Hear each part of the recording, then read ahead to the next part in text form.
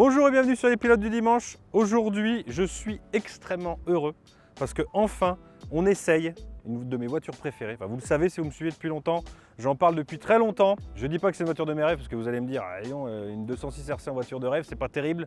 Mais pour moi, c'est vraiment une de mes voitures que je kiffe depuis tout le temps, depuis que j'ai eu ma première 206. Et enfin, je l'essaye. J'ai mis mes fesses dedans, j'étais émerveillé. C'est la 206 RC.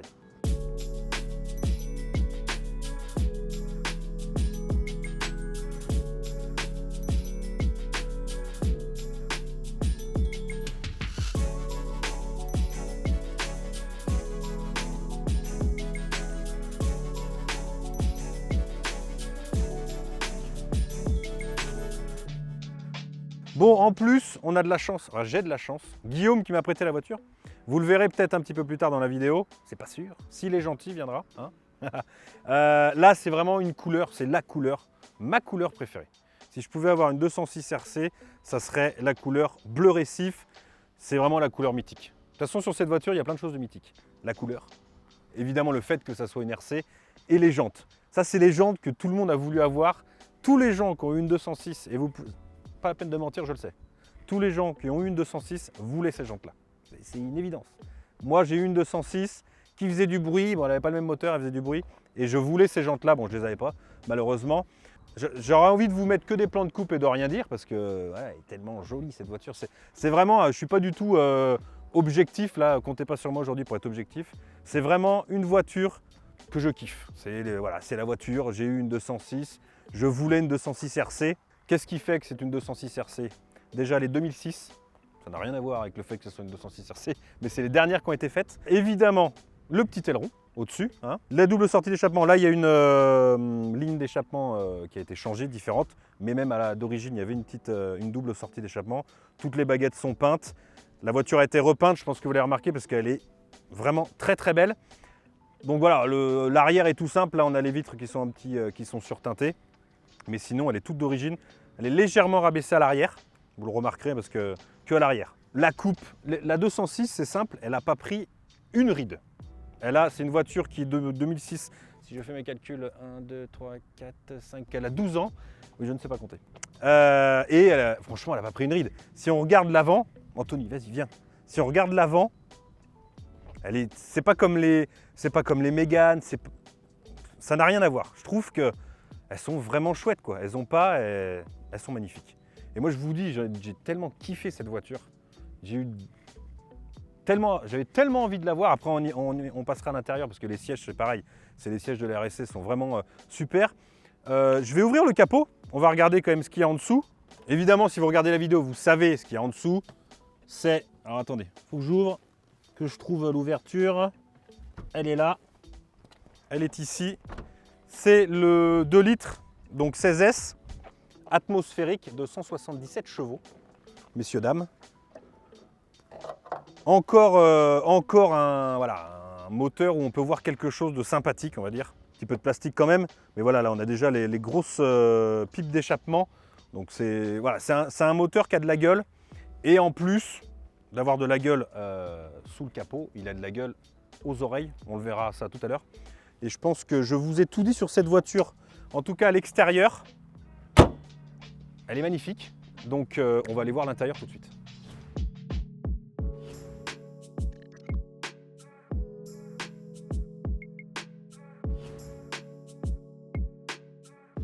Alors ce qui diffère d'une 206 lambda, on va dire, tout de suite évidemment les sièges, d'ailleurs on va commencer par les sièges.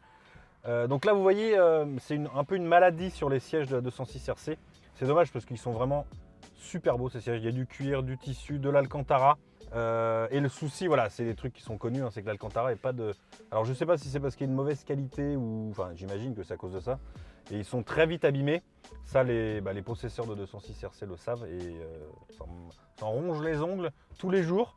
Donc vous avez l'alcantara ici, de l'alcantara ici, sur les portières. Donc ouais, on sent quand même que ça n'a pas été un alcantara du taureau d'Amérique, quoi. C'était de la vache à lait, un peu du Limousin, quoi. C'était pas terrible. Il y a un peu de cuir ici. Là, tout ce qui est contour, ça c'est pareil. C'est le truc que quand tu as une 206, tu l'enlèves et tu le repeins. C'est évident, les gens font ça. Enfin, moi, je l'ai fait. Je suis peut-être pas un bon exemple d'ailleurs. La climatisation, là, vous avez pas l'autoradio d'origine. Par contre, ce que vous avez sur ce modèle 6, c'est la Sono JBL. Donc, vous avez des petits tweeters ici, c'est marqué JBL. Vous avez un caisson de basse à l'arrière. Donc, c'est plutôt rare sur les 206 RC. Et finalement, c'est pas plus mal parce que souvent, le son, en tout cas à l'époque, sur ces voitures, et même d'ailleurs, même les voitures un tout petit peu plus récentes, le son est vraiment pas terrible. Après, vous allez me dire, on s'en fout dans une voiture comme ça, ce qu'on veut, c'est entendre le bruit de l'échappement et du moteur. Mais voilà, on n'est pas obligé non plus tout le temps d'être addict à son échappement quand on veut écouter la radio ou quoi que ce soit. Bref, le petit pommeau, pareil, voilà, le pommeau mythique en aluminium qui est vraiment très très beau. Au niveau des compteurs, voilà, il y a les contours qui sont en gris. Les compteurs n'étaient même pas blancs parce qu'il y a eu, je crois qu'il y a eu des versions de 206 où les fonds de compteurs étaient blancs. Et je me trompe peut-être, hein. Mais là, donc lui, tout simple.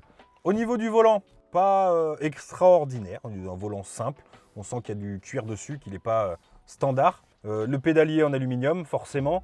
Et puis ensuite, bah voilà, ce qu'il y a à l'intérieur, il n'y a pas grand-chose de plus, forcément. Mis à part vraiment, voilà, ce qui donne, je trouve, le cachet à cette 206 RC, c'est les sièges.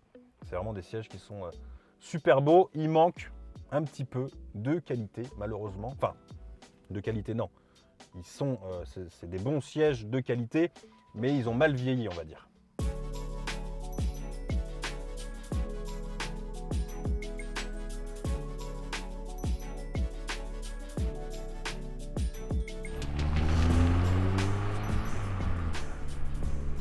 Allez, c'est parti pour l'essai de cette 206 RC que je suis très content d'essayer. Vraiment, je remercie Guillaume qui s'est déplacé en plus. On a fait moitié-moitié de chemin. Là, on est à Ussel, pour ceux qui connaissent. Allez, c'est parti.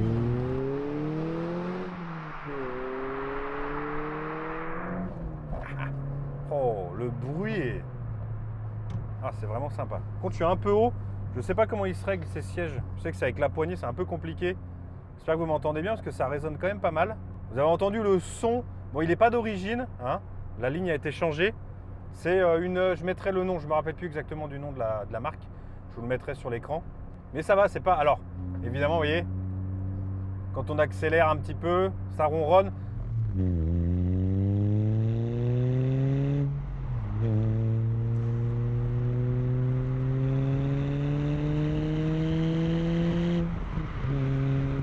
Je vous donnerai toutes les informations concernant vraiment Guillaume, le propriétaire, à la fin de la vidéo, hein. D'accord, on va essayer de faire ça maintenant à chaque fois.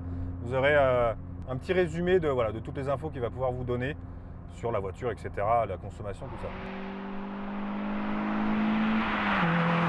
Donc évidemment, c'est un 2 litres, je vous l'ai dit, 177 chevaux, atmosphérique. Donc tout se passe au-dessus de 4000 tours. Voilà, hein, c'est une boîte 5.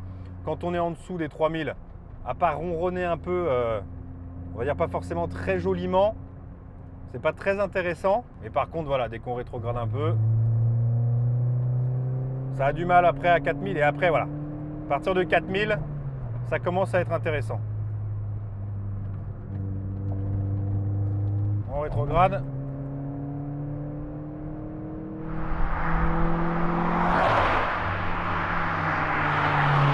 Ah, ça monte quand même rapidement au-dessus des limitations de vitesse.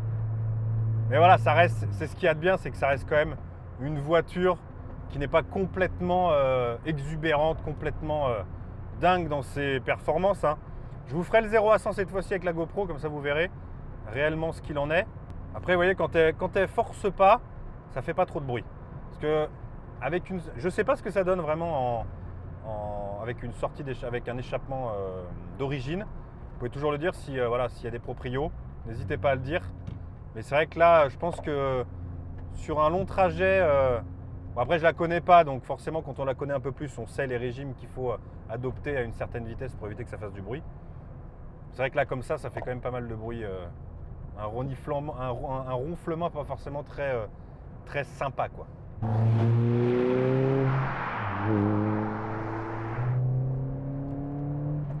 La direction est assez dure. Ça tient très bien la route. Genre de 17 pouces, hein. Ça freine pas mal.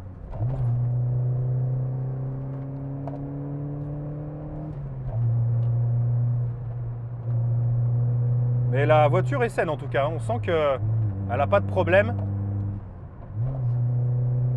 Des fois les vieilles voitures, c'est flippe un peu, mais là ça va, franchement elle est saine. Peut-être, voilà, le siège, mais c'est vraiment une maladie sur ces voitures, hein. Autant la qualité que, vous voyez, il bouge vachement le siège. Alors je ne sais pas si c'est juste un problème de vis, mais je pense pas. On sent que c'est l'assise complète qui est... Là on va prendre un rail. Les sièges, mais bon, comme les sièges sont vachement épais, ça va.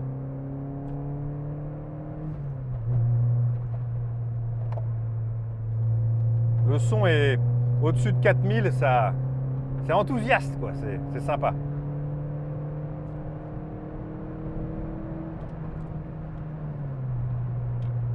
Ouais, il est vraiment sympa le son. Je vous l'ai dit tout à l'heure, hein, pour moi, c'est la voiture de mes rêves. C'est pas une voiture de rêve, c'est pas une Ferrari. Et si vous me suivez depuis longtemps, vous savez que je rêve pas de Ferrari ou de Lamborghini. Mais voilà, c'est une voiture vraiment qui m'a toujours plu. Parce que j'ai eu une 206 à l'époque. Et voilà, je sais pas, il y a des voitures comme ça. D'ailleurs, tiens, dites-le moi dans les commentaires. Quelle est votre voiture, je sais pas, qui vous fait que vous la voulez, quoi. Que ça soit une grosse ou une moins grosse voiture. Je pense pas que ça soit l'image de marque d'une voiture ou le prix qui fasse qu'on l'aime ou pas. Moi, voilà, j'aime la 206 RC parce que c'est ma voiture, quoi, tout simplement. Ça freine bien sinon. Bon, là les plaquettes sont neuves, hein. C'est une voiture qui a 85 000 km. Je vais juste me mettre, alors attendez, parce que là je suis pas... On va voir si elle braque. Bon, c'est des jantes de 17 pouces, hein, donc on a une petite sensation quand même une sensation de jantes de 17 pouces sur une 206. Donc je sais pas comment expliquer. On sent que ça colle à la route, hein, mais on sent vraiment qu'il y a des grandes roues en fait. Je sais pas comment l'expliquer, c'est compliqué.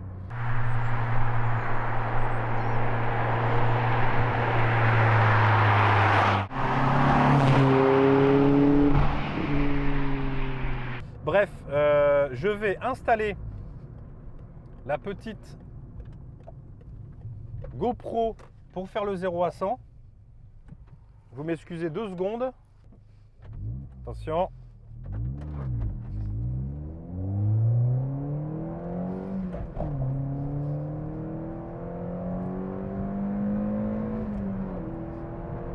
Ah, tombé juste avant.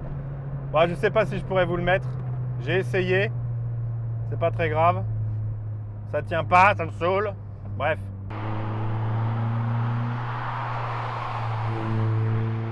La direction, elle est précise, hein. Je trouve que tu lui demandes de tourner, tourne quoi, direct. Je suis pas déçu de l'avoir essayé. J'avais peur d'être déçu. Parce que je m'en étais fait tout un cinéma. Et c'est une bonne petite voiture comme je le sentais en fait. Enfin, comme je le pensais. Alors, cette petite 206 RC que j'ai tournée, là, je vous fais le parole de propriétaire bien après, parce que je l'ai filmé, je crois, en novembre et on est en janvier. Qu'est-ce que tu fous, Baptiste? T'es con, quoi? T'es en retard ou quoi? Non, de toute façon, je voulais sortir la vidéo essai en janvier de la 206 RC. Mais du coup, j'ai eu bien le temps de réfléchir et tout, de savoir ce que j'allais dire, de pourquoi, du comment, est-ce qu'elle était vraiment bien. Est-ce que je suis pas objectif? Je suis pas objectif, j'ai pas besoin d'autant de temps pour le savoir. Déjà, le proprio Guillaume, 20 ans, il a 20 ans.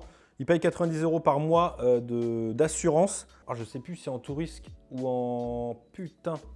Il nous le dira dans les commentaires. Dis-le nous en commentaire, je mettrai un petit love, un petit cœur sur ton commentaire. Il a acheté 8 900 €. 8 900 € quand même, c'est beaucoup. Année 2006, 80 000 km aussi. Mais quand même, vous vous rendez compte, 8 900 €. Waouh! Sur national, 7 litres 5, sur autoroute 8 litres 5 et en poussant 12 litres. Beaucoup plus si tu pousses beaucoup plus. Tu sais que si tu appuies sur la pédale, ça consomme. Et il a depuis octobre, donc ça faisait même pas 2 mois qu'il l'avait. Donc voilà, après, c'est pas forcément un avis. C'est son avis. Hein, pareil, calmez-vous sur les trucs. Non, c'est pas ça, c'est pas ça. C'est son avis. C'est sa façon de voir sa voiture, même si ça fait que 2 mois. Et c'est pour ça que c'est aussi sympa d'avoir vos commentaires et que je vous ai posé la question. Et du coup, nous avons Michael qui nous dit « Pas mal en bleu récif, j'en ai une rouge. J'en ai une rouge depuis 5 ans. Bref, superbe auto, trop sous-estimé, un moteur qui demande qu'à hurler. Attention, la cote en hausse. » Bah ouais, putain, presque 9000 balles la voiture. Pour une voiture qui a 80 000 km, c'est quand même hallucinant. On a Teddy, ah là là, la 206 RC, que du bon, bien améliorée et une fois les brides retirées, certaines BMW et autres sont derrière. Le défaut de Peugeot, c'est de trop brider leur sportive. J'ai une 206 RC bleue, récif et je regrette pas. Donc il y a quand même beaucoup de gens qui ont des 206 RC. Hein. Florian Gilles, proprio, bleu récif, 92 000 km, un régal, c'est juste une petite bombe.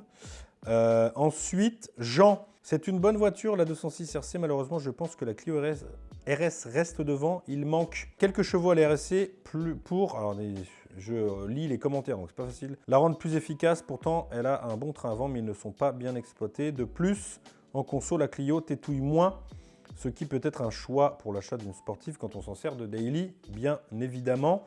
Et je suis un tout petit peu d'accord sur le fait qu'il lui manque 192, 200 chevaux, ça aurait été parfait. Je pense qu'elle pouvait les prendre, les 20 chevaux de plus. Et ça aurait vraiment peut-être permis, du coup, au bout de toutes ces années, d'avoir perdu moins de chevaux. Enfin, si on en avait donné plus au début. Je pense qu'il faudrait avoir, peut-être que vous avez des avis.